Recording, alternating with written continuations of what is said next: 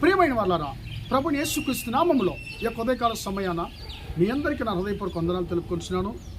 ఈ రోజంతా కూడా మీరు చేయబడిన అన్ని విషయాల్లో దేవుని హస్తము మీకు తోడయుండి మీకు జయాన్ని కలుగుజేయునుగాక.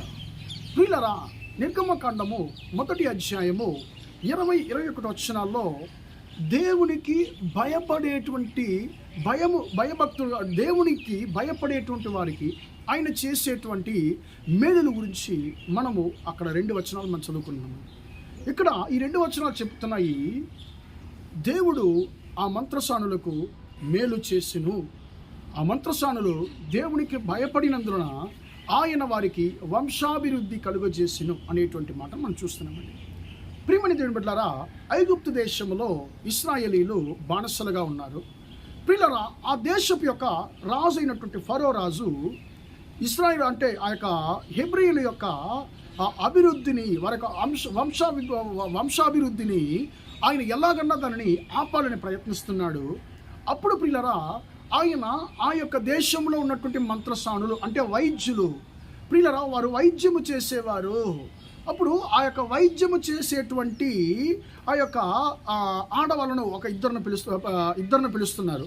ఇద్దరిని పిలిపించి ఆయన అంటున్నాడు, మీరు హెబ్రీ స్త్రీలు వారు అంటే పిల్లలను కనడానికి సిద్ధంగా ఉన్నప్పుడు అంటే ఆ మగ పిల్లల్ని మీరు చంపేయాలి, ఆడపిల్లలను మాత్రం మీరు రక్షించాలి అని చెప్పి అంటున్నారండి. కానీ ఒక మంత్రసానులు ఏం చేస్తున్నారు, వారు ఆలోచిస్తున్నారు, నేను నా రాజుకు భయపడితే, నా రాజు యొక్క మాట వింటే నా రాజు నాకు బహుమానాలు ఇస్తాడు, చాలా సన్మానాలు ఇస్తాడు, నిజంగానే నా యొక్క కుటుంబము మేలు పొందుతుంది. కానీ ఆ యొక్క రాజు యొక్క మాటకు నేను లోబడితే ఇతర కుటుంబాలు నాశనం అయిపోతాయి, ఇతర కుటుంబాలు వేరే కుటుంబాలు కూలిపోతాయి.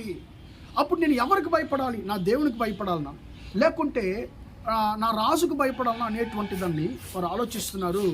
ప్రియులారా, చివరిగా వారు ఒక నిర్ణయం తీసుకుంటున్నారు, నేను మనిషి అయినటువంటి రాజుకు కాదు దేవునికే భయపడతామని చెప్పి వారికి నిర్ణయాన్ని తీసుకున్నారు. ప్రియులారా, అందు నిమిత్తముగా వారు హెబ్రీల యొక్క మగపిల్లలను కూడా వారు కాపాడుతున్నారు. ప్రియులారా, అది నిమిత్తముగా, ఎందుకంటే వారు దేవునికి భయపడ్డారు కాబట్టి. నాకు మేలు జరగకపోయినా పర్వాలేదు, వేరే కుటుంబాలు బాగుండాలి, నేను వారికి కీడు చేయను, నాకు మేలు కావాలి అనేందువలన నేను ఇతర కుటుంబాలకు నేను కీడు చేయనని చెప్పి ఒక నిర్ణయాన్ని తీసుకున్నానండి.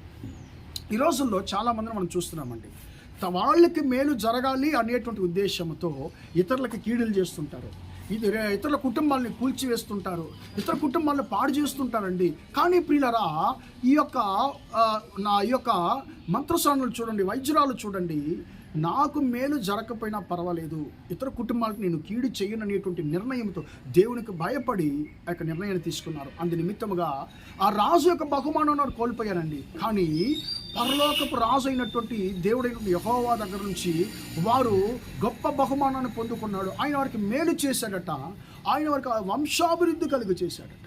ప్రియమైన దేవుని బిడ్డలారా, మనం దేవునికి భయపడి ఇతరులకు మనము మేలు మాత్రమే చేద్దామండి, కీడు చేయకుండా మనం ఉందాము. అయ్యో నేను క్షేమంగా ఉండా నేను ఎందు అనే కొరకు ఇతరులకు మనము కీడు చేయకుండా, ఇతర కుటుంబాలను మనము కూల్చివేయకుండా మనం దేవునికి ముందుగా మనం భయము గలవారుగా ఉందామండి. మనం దేవుని యందు మనం భయంతో ఉంటే మనుషులు ఇచ్చేటువంటి బహుమానం కన్నా మనకు దేవుడైనటువంటి యెహోవా 2 బహుమానములు ఇచ్చేటువంటి దేవుడుగా ఉన్నాడు. కాబట్టి ఈరోజు ఒక నిర్ణయం తీసుకుందాము, నా మేలు కొరకు నేను ఎవరికి నేను కీడు చేయను, నాకు మేలు జరగకపోయినా పర్వాలేదు, నేను ఇతరులకు నేను కీడు చేయను, నేను దేవునికి భయపడి ఉంటాననేటువంటి నిర్ణయాన్ని మనం తీసుకుందామండి. ప్రార్థన చేద్దాం. ప్రేమగల మా తండ్రి, దయగల దేవా, ఇంతవరకు ఈ మాటలు విన్న మీ బిడ్డలు మీరు దీవించండి, ఆశీర్వదించండి అయ్యా తండ్రి. ఆ యొక్క మంత్రసానులు దేవునికి భయపడినందువలన ఆయన వారికి వంశాభివృద్ధి కలుగచేసాను అనేటువంటి మాటను మేము చదువుతున్నామయ్యా. మా జీవితంలో మేము మనుషులకు కాదు, నీకు మాత్రం భయపడేటువంటి స్వభావాన్ని మాకు దయచేయండి తండ్రి. అయ్యా, మా యొక్క మేలు కొరకు ఇతరులకు మేము కీడు జరిగించేవారిగా ఉండకుండా తండ్రి, మాకు మేలు జరగకపోయినా పర్వాలేదు, ఇతరులకు మేము కీడు తలంచని వారిగా ఉండడానికి కృప దయచేయండి.